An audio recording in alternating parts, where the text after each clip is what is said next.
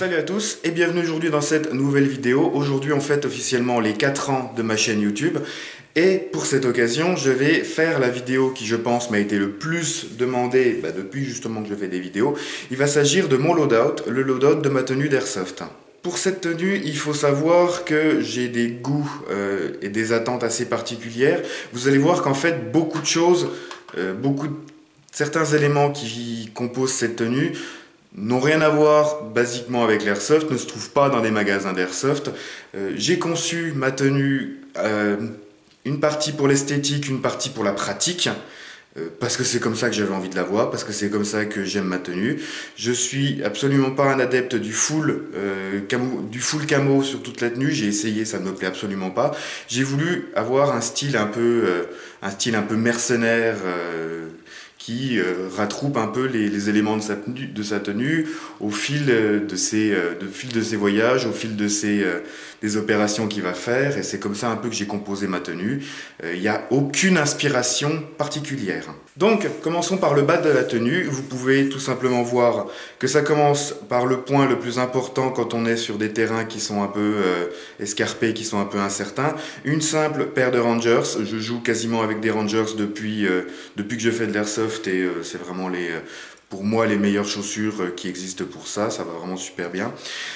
On continue un peu plus haut par mon treillis. C'est un treillis F2 en CE. Treillis de l'armée française que j'utilise depuis pas très longtemps, mais j'ai essayé plusieurs choses. J'ai joué pendant très longtemps avec un simple treillis qu'on trouve à Decathlon que j'ai saigné, que j'ai adoré et puis qui allait super bien. J'ai joué avec un treillis CE Miltech qui était de la vraie merde. Voilà, pour le coup là j'étais pas du tout content, les coutures ont pété assez vite et ça allait pas du tout. Et j'ai finalement adopté le véritable treillis, le treillis F2 que j'aime beaucoup, avec le camouflage CE qui pour moi est le plus beau camouflage. Il y a une partie la esthétique, une partie opinion personnelle. Je sais que c'est pas le plus efficace, mais c'est celui que je préfère. Au niveau de la ceinture, tout ce que je vais porter à la ceinture. On commence déjà par la ceinture. Là, pareil, rien de bien particulier. C'est une banale ceinture en cuir que j'utilisais dans la vie de tous les jours et puis que j'ai recyclé sur ma tenue parce qu'elle est très rigide, elle va super bien, elle maintient super bien tout ce que j'ai à avoir sur ma tenue. Donc, je vais pas en demander plus, pas besoin de claquer 30 balles dans une ceinture spécifique pour ça. Sur ma ceinture, vous pouvez voir mon holster. C'est un holster rigide. Level 2, donc à rétention active, il faut appuyer sur un bouton pour sortir le PA. Là pareil, c'est une version cheap, complètement cheap, que vous pouvez trouver à 10-15 balles. La seule chose que je fais, c'est que je change la plaque de fixation à la ceinture. Je prends deux plaques de PVC que je colle entre elles, que je viens visser dans le holster, avec les vis qui sont fournies avec, à peine thermoformé, des trous pour les passants de ceinture. Ça fait un maintien qui est plus rigide et qui est plus solide que le passant d'origine, et ça va vachement mieux. J'ai utilisé ce genre de holster, le dernier que j'ai eu m'a fait presque 3 ans. Donc voilà, pour un truc qui vaut 10 balles, pas chipoter. Ensuite, j'ai une dump pouch à ma ceinture, une dump pouch là qui est de la marque Swiss Arms, que j'avais acheté en passant dans un magasin à Lyon. Et pour larguer les chargeurs, tout simplement, c'est quand même super pratique, que ce soit pour les chargeurs d'AEG, les chargeurs de PA, les cartouches de pompe en CQB. C'est un truc Swiss Arm qui doit valoir 18 €, je crois que je l'avais payé, en noir. Donc voilà, c'est tout simple, il n'y a pas grand chose à dire de plus. Éventuellement, je rajoute, pas toujours quand j'y pense, mon tomahawk à la ceinture, donc le tomahawk en mousse, dont vous pouvez retrouver la vidéo de fabrication dans la description, avec un petit étui en cuir que j'ai fabriqué moi-même, toujours, j'aime beaucoup. Vous verrez qu'il y a d'autres choses que j'ai fabriquées moi-même sur ma tenue. Voilà, je le rajoute quand je pense à le rajouter. Ensuite, au niveau du torse, pareil, là vous verrez qu'il y a beaucoup de choses que vous ne trouverez pas dans un magasin d'airsoft. J'ai fait un peu avec ce que j'ai trouvé, ce que j'avais envie de trouver. On commence par un banal t-shirt là qui vient de Decathlon, c'est un t-shirt Domios, c'est un t-shirt en matière synthétique qui est super efficace pour tout ce qui est évacuation de la sueur, de l'eau, donc qui vous protège un peu du froid en hiver et qui vous évacue un peu la chaleur en été. Je joue pratiquement toujours avec et j'aime vraiment beaucoup, ça évite d'être complètement en sueur, d'être complètement en nage dans la tenue parce que des fois il fait quand même chaud. Et ça évacue la sueur aussi en hiver, ce qui vous évite éventuellement de choper la crève. Ensuite, Un t-shirt kaki, comme je vous ai dit, je ne voulais pas avoir la tenue full camo parce que j'ai essayé, ça ne me plaît absolument pas. Donc un t-shirt kaki que j'ai trouvé dans un magasin de prêt-à-porter que j'ai payé en solde 7 €. À savoir que le t-shirt, quand il fait beau, je rajoute directement le JPC par-dessus. Sinon, je rajoute par-dessus un pull zippé avec fermeture éclair à capuche, toujours pour avoir le look un peu mercenaire, un peu en dehors de tous ces full camo que moi personnellement je n'apprécie pas. Donc un pull zippé à capuche kaki, pareil, que j'ai trouvé dans un magasin de prêt-à-porter qui m'a coûté, je crois, une trentaine d'euros. Et voilà. Ensuite, par-dessus tout ça, je rajoute mon JPC, donc le JPC que je vous ai présenté récemment, qui me vient de chez TinyWind. Vous pouvez retrouver le lien, pareil, de la présentation du JPC dans la description de la vidéo. JPC qui n'est pour le moment pas totalement fini d'équiper. Il y a les principales poches dont j'ai besoin. Une poche pour les chargeurs PA, une triple poche pour les chargeurs d'AEG, avec le petit fanion de touche en plus. Dans le dos du JPC, vous pouvez y voir une machette que j'ai fabriquée sur le même principe que le Tomahawk, avec son petit étui, elle aussi, PVC et cuir pour pouvoir la fixer dans le dos et qu'elle soit nickel. C'est plus de la déco qu'autre chose, mais le jour où j'aurai moyen de me la jouer à l'africaine et décapiter 2-3 têtes sur le terrain, ça pourrait être rigolo, surtout si j'ai la GoPro sur la tête. Ensuite, j'ai toujours mes gants, qui sont quand même une part assez importante aussi, déjà pour vous protéger du froid en hiver et pour amortir un peu les impacts de billes que vous allez prendre sur les phalanges. Il s'agit des gants Station Grip de chez 5.11. C'est toujours les mêmes que j'utilise maintenant depuis presque 3 ans, qui vont toujours aussi bien. J'en suis vraiment fan, au point que le jour où ceux-là seront foutus, je vais m'empresser de racheter exactement les mêmes tellement je les adore. Je rajoute en général sur ma tenue un Toki. Il s'agit ici d'un Logicom qu'on a trouvé d'occasion pour pas très cher. On a dû payer les 2 Toki et la borne de recharge pour une vingtaine d'euros. C'est des Toki qui sont compatibles avec toutes les marques standards, que ce soit des Midland ou des trucs comme ça. 8 km de portée, ça va impeccablement bien.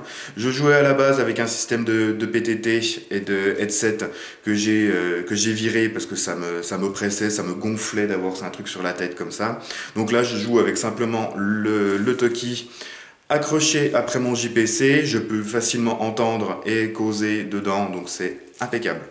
Ensuite, au niveau de la tête, on va commencer au niveau du cou. À savoir que quand il fait chaud, je suis quelqu'un qui supporte assez mal d'avoir un truc serré autour du cou. Quand il fait chaud, je n'ai rien. Je ne mets tout simplement rien, j'assume mes protections. Si je bouffe une bille qui va piquer, je bouffe une bille qui va piquer, puis c'est tout. Sinon, j'utilise soit quand il fait encore pas trop froid, un tour de cou de chez Mil-Spec Monkey, dont je vous avais fait la présentation que vous pouvez retrouver tout aussi dans la description. Donc un tour de cou Mil-Spec Monkey avec les motifs kéfier, kaki et noir. Ou tout simplement, quand il commence à faire un peu plus froid, un kéfier que j'avais trouvé là sur SMC pour, je crois, 5 €. Pareil, toujours le mélange kaki et noir que j'affectionne particulièrement. Et donc ça tient chaud, ça protège éventuellement un peu des billes. Et ça rend toujours assez bien sur la tenue. Au niveau de mes lunettes, alors les lunettes, il s'agit d'une paire de lunettes pareilles de chez Swiss Arm que j'avais trouvé en magasin. Les lunettes, c'est quelque chose que moi je n'achète jamais sur internet, que je n'achète jamais sans les avoir essayées auparavant. Là, c'est une paire de lunettes qui est assez sympa parce qu'il était vendu à part 2 autres inserts. Donc en tout, j'ai les inserts jaunes, les inserts blancs et les inserts solaires fumés. Elles sont aux normes, elles vont parfaitement bien et je peux changer les inserts sans avoir besoin de 3 paires de lunettes différentes. Et pour le tout, j'avais dû payer, je crois, une trentaine d'euros.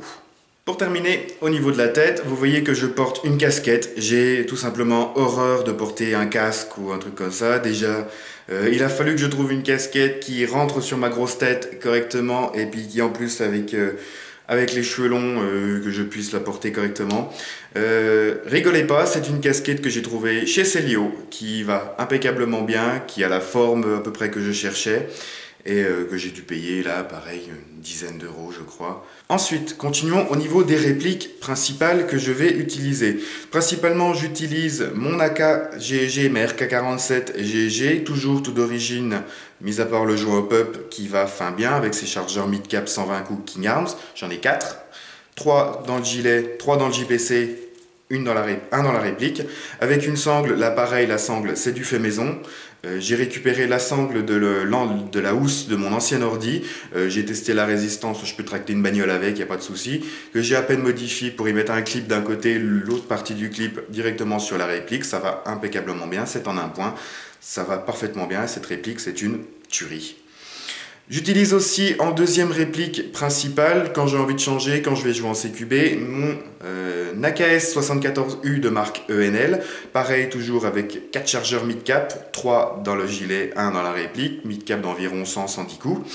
Pareil, ça cette réplique c'est vraiment une merveille, elle va super bien. J'en suis vraiment fan. Là, avec pour le coup une petite sangle, c'est de la récup, pareil, hein, c'est une sangle que j'ai retrouvée dans mon bazar, que j'ai fait en 2 points. Le temps de trouver mieux. Je pense que je vais chercher une vraie sangle d'AK-74. Je vais aller voir sur Zip Militaria, ils doivent en avoir. Mais je suis vraiment fan de cette réplique, je l'adore. Ensuite, niveau réplique secondaire, on commence par mon fidèle 1911 Tokyo Marui, dont vous pouvez pareil retrouver les liens dans la description. J'utilise aussi, quand j'en ai envie, mon 1911 MEU KJW, dont vous pouvez, de toute façon, tout ce que je vous dis, vous pouvez retrouver les liens pratiquement dans la description. Mon 1911 KJW, qui va très bien lui aussi. Et j'utilise aussi, pareil, quand j'ai envie de changer, mon 1911 WE, que j'ai un petit peu décapé, qui n'a plus un gramme de peinture dessus. Pareil, vous pouvez retrouver le lien de sa review en description de la vidéo. Voilà, vous avez maintenant une vague idée de tout ce que je trimballe sur moi en partie, à savoir que j'ai, pour mon rôle dans l'équipe, j'ai un rôle de Slayer. Je dois être rapide, je dois être assez léger pour aller rapidement au contact des adversaires. J'ai conçu ma tenue comme ça, elle est légère, j'ai le minimum d'emport dont j'ai besoin. Et c'est comme ça que j'ai conçu ma tenue, c'est comme ça que j'en ai besoin. Il manque encore pas mal de choses au niveau du JPC, surtout il me manque une poche pour la Tornado, il me manque une poche fourre-tout, éventuellement médic, bazar, tout ça. Il faut que je trouve éventuellement un sac qui se montera en passant molle pour mettre un système d'hydratation, pour emmener un peu de matos en EP éventuellement. Mais principalement ma tenue là est complète, c'est comme ça que je la voulais, c'est comme ça que je l'aime, et pour moi j'ai vraiment là la tenue impeccable qu'il me fallait, et j'en suis vraiment content. C'est pas le genre de tenue qu'on va croiser tous les jours sur les terrains, comme les full ensemble multicam que je trouve vraiment pas du tout à mon goût. Donc j'en arrive maintenant à la fin de cette vidéo spéciale 4 ans où je vous ai présenté ma tenue. Je tiens quand même à vous remercier pour l'activité qu'il y a sur ma chaîne, toujours grandissante après ces 4 ans de vidéos, ces 4 ans d'activité avec vous. C'est vraiment quelque chose qui est génial. Donc merci à tous d'avoir regardé cette vidéo. N'hésitez pas, comme toujours, à aller faire un tour dans la description pour pouvoir avoir les liens des réseaux sociaux sur lesquels me suivre éventuellement.